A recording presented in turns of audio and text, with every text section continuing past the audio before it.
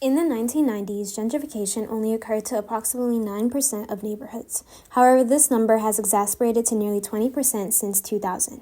At a young age, Enoch Naglin experienced the gentrification of his Brooklyn neighborhood when 111 Montgomery, a luxury apartment, was built. Naglin watched as the familiar faces at the basketball court had disappeared, and the dap-ups he would share after a game turned into a gentleman's handshake. He expresses that you can't just accept that places that made your home are no longer there, replaced by people and places that don't represent you. Naglin's sentiment resonates with a lot of individuals that have been forced to mourn the loss of their neighborhood. Gentrification refers to the transformation of low-income neighborhoods to better suit middle and upper-class individuals through the decrease of affordable residential options and an increase of new businesses. This process causes a shift in the demographics of the neighborhood, displacing low-income individuals. Although gentrification does not often occur nationally, it is very prominent in certain cities and is disproportionately affecting marginalized groups. Gentrifying neighborhoods exacerbates stress, increases the likelihood of social deprivation, and heightens the risk of living in underserved communities, all of which negatively impact the health and well-being of low-income individuals. The gentrification of neighborhoods fosters a sense of fear among community members as they face the threat of displacement and economic hardship. Not only are community members witnessing their neighborhoods turn into an unfamiliar place, but they are also watching as their family members and friends are displaced and becoming unemployed. Inevitably, individuals begin to wonder whether they are next in line. Additionally, an increase in rent prices decreases the amount of income that can be dedicated to things such as food, medication, leisure activities, and more. This increase in financial stress and fear severely impacts both the mental and physical health of affected individuals. A survey was conducted in which low-income and middle to high-income individuals living in gentrified and non-gentrified areas were asked how often they may have experienced serious psychological distress. The results showed that those who live in low-income gentrified neighborhoods are more likely to express serious psychological distress. This study highlights the psychological impact low-income individuals remaining in gentrified neighborhood experience. The increase in psychological distress places individuals at a higher risk for experiencing physical health issues such as chronic obstructive pulmonary disease, heart disease, and diabetes. This affects the well-being of gentrified community members and can impact their life expectancy. Additionally, an increase in hospital visits requires the allocation of more money to health needs from a family's income. This will burden families even more and create more financial stress, perpetuating a continuous cycle of bad health. When gentrification occurs, community members are often displaced to other underserved areas that may be equally or more disadvantaged. These gentrified neighborhoods are intentionally framed to stimulate the influx of middle and high-income families while simultaneously pushing marginalized low-income individuals out. In order to accomplish this, once affordable apartments are transformed into residencies with high rental prices, and nearby stores selling overly priced goods replace affordable corner stores. In fact, some residents are often evicted and told by their landlord, "I could rent that apartment for a lot more than what I'm getting from you right now." These evictions serve as methods to create more space for middle and upper class citizens. As a result of these changes, individuals unable to afford this lifestyle are usually forced to move into a disadvantaged neighborhood or pushed into a worse condition. A study conducted used an area deprivation index to compare the neighborhood that individuals experiencing gentrification are displaced into with their original ungentrified neighborhood. The result of this study shows that residents of gentrifying tracts experience a relative percentile increase of 3.9 at the national level and of 4.0 at the state level. This highlights that those displaced are residing in relatively more deprived neighborhoods. The conditions of the underserved neighborhood and the lifestyle of those experiencing homelessness impose significant health risks. Underserved communities have less access to resources such as quality healthcare, education, healthy food sources, safe spaces, and other social determinants of health. Limited access to these resources will make it difficult to both prevent and treat illnesses. those experiencing homelessness are at increased risk for infectious and non-infectious diseases. Gentrification pushes individuals into more vulnerable conditions that threaten their health. Individuals that are displaced due to gentrification face social deprivation, impacting both their social ties and their health. The displacement of longtime residents from their neighborhoods disrupts the bonds that they have built throughout their many years of residency. When residing in an area for a few years, it is expected that individuals become emotionally tied to the people and places that surround them. This is especially true when the people surrounding you share the same experience, culture, and economic hardships. Social networks are integral support systems and avenues to gaining resources.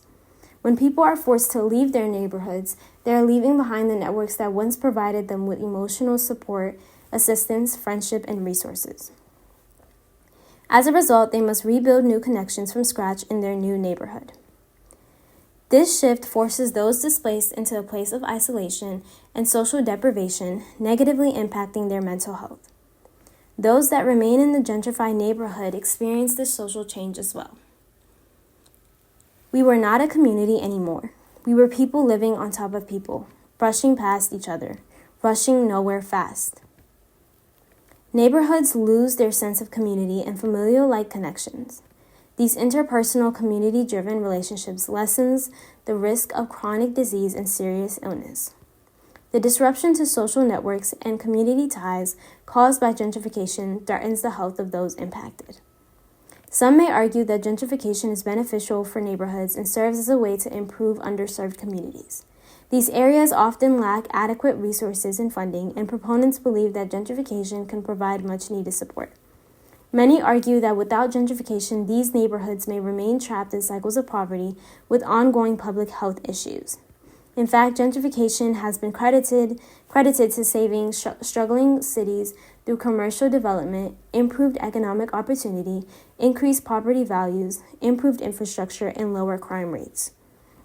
These changes not only benefit the neighborhood, but also improves the American economy. The benefits of gentrification are undeniable. However, the question that is often overlooked by proponents is who the process is benefiting.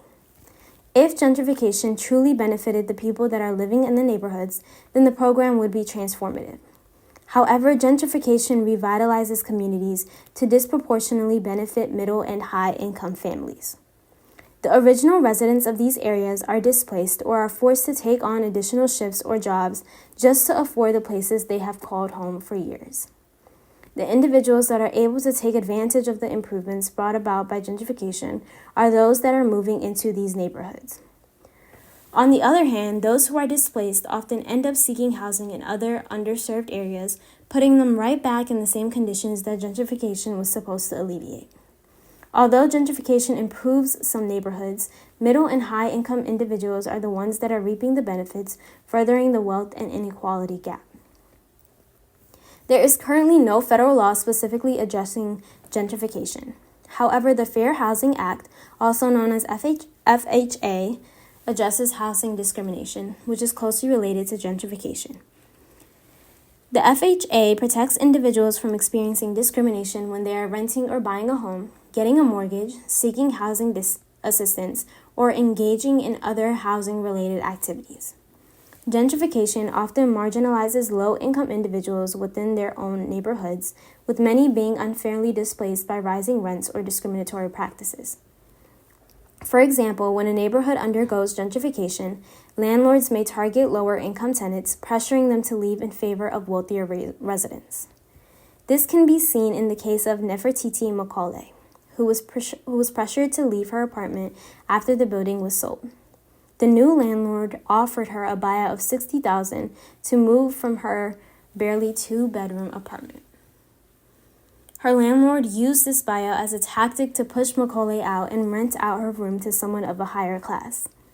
In some cases, landlords even accused tenants wanting to remain in their apartment of landlord harassment in order to legally remove them from their homes. While the FHA provides important protections against discriminatory practices, it does not directly address the underlying issue of gentrification itself. Though the FHA can be used to combat certain forms of discrimination related to gentrification, such as landlord harassment or unfair eviction tactics, it is ineffective for preventing or mitigating the broader social and economic consequences of gentrification. In addition, using the FHA to fight back against discriminatory actions requires substantial time, money, and resources that are often unavailable to low-income individuals who are most vulnerable to displacement. Better policies and solutions that directly address gentrification are necessary. Gentrification has a profound impact on the well-being and health of individuals who are often overlooked in the process. It disrupts the lives of marginalized communities without adequately considering the negative consequences they face. Low-income individuals already treated as second-class citizens are further burdened by gentrification. As neighborhoods gentrify, it becomes increasingly difficult for low-income individuals to build wealth or achieve social mobility, as rising rents and changing community dynamics push them further out of their own communities. To protect renters from landlord pressure, low-income renters should be provided with resources that educates them about their rights as renters. Additionally, renters should be provided with free legal services if needed. Instead of pursuing policies that disproportionately harm the most vulnerable, federal and state governments should invest in programs that help revitalize communities through the encouragement of home ownership. There is currently a Section 8 housing voucher program that provides low-income individuals with rent assistance. Expanding this program or creating a similar one that provides down payment assistance vouchers for low-income home buyers will lessen the negative impacts of gentrification. Low-income individuals will have the opportunity to buy homes within their neighborhoods, protecting them from landlords and rising rental prices. This program can ensure the success of low-income residents while avoiding the negative effects of displacement and the increased risk of health problems associated with gentrification. This will not only decrease the wealth gap, but also help bring an end to the cycle of poverty and inequality.